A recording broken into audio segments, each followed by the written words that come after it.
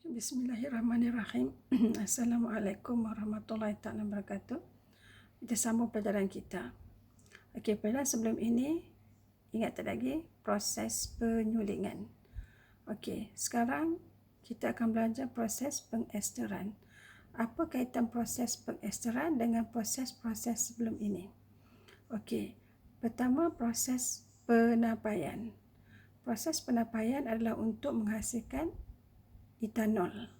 Kemudian kita dapat etanol melalui proses penapaian, iaitu etanol tidak tulen. Kita ambil etanol tidak tulen itu, kita lakukan proses penyulingan untuk menulingkan etanol tersebut. Setelah kita dapat etanol tulen, selepas melakukan proses penyulingan, kita lakukan pula proses pengesteran. Jadi proses pengesteran menggunakan alkohol tulen yang diperolehi digunakan untuk menghasilkan ester, iaitu wangian, melalui proses yang kita panggil pengesteran. Okey, cikgu ulang. Ingat tak lagi kita dapat etanol tulen. Okey, etanol tulen tu kita ambil dan kita lakukan proses pengesteran untuk menghasilkan ester, iaitu wangian. Okey, untuk menghasilkan ester, kita perlu lakukan proses pengesteran. Okey, untuk sampai ke proses pengesteran, tajuk ni kita belajar berapa proses? 3 kan? Pertama proses penapaian, yang kedua proses penyulingan, dan yang ketiga proses pengesteran. Okey, bagaimana melakukan proses pengesteran? Okey, kita ambil etanol tulen yang kita dapat selepas proses penyulingan. Okey, ni cara-cara dia. Tengok tu betul lah. Okey, tindak balas alkohol iaitu etanol dengan asid untuk menghasilkan ester. Okey, kita perlu tambahkan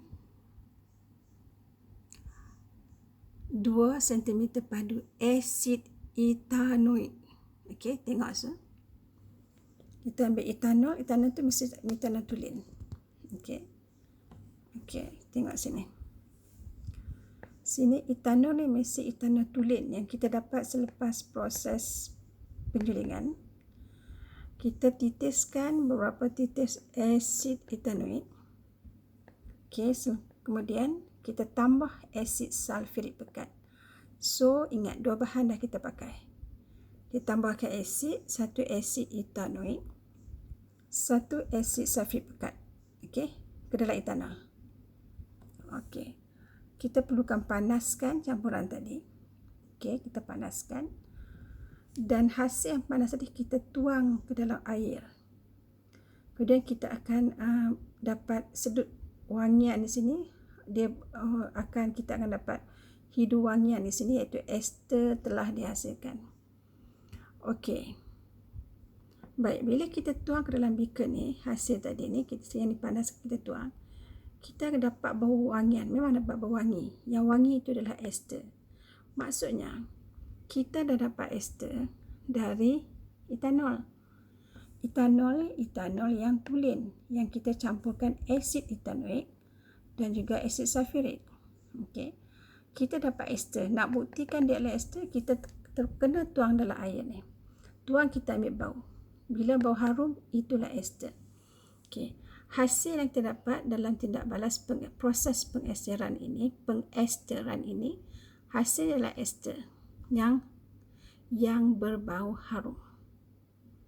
Okey, cuba perhatikan tindak balas. So, tolong ingat dalam proses pengesteran, 2 asid yang kita pakai, iaitu asid etanoik dan asid sulfurik pekat. Kemudian panaskan. Simple saja, simple proses pengesteran. Okay. So, ini adalah basic macam mana minyak wangi dihasilkan di kilang. Okay, di kilang proses dia lagi detail, lagi banyak. Yang kita belajar di sekolah ni adalah basic untuk menghasilkan minyak wangi. Okay. Apakah kesan alkohol pada kita? Okay. Alkohol ni, ada alkohol yang boleh minum. Okey, sekiranya alkohol yang boleh diminum diambil dalam kuantiti yang banyak dan berpanjangan, maka lama kelamaan akan berlaku kerosakan hati, sirosis hati dan ketagihan. Okey, untuk menjawab soalan kesan alkohol, siapa yang suka minum alkohol ni? Alkohol ni arak lah kan. Cikgu bagi contoh 3 saja kesan, tak payah ingat banyak-banyak. Ingat kerosakan hati, sirosis dan ketagihan.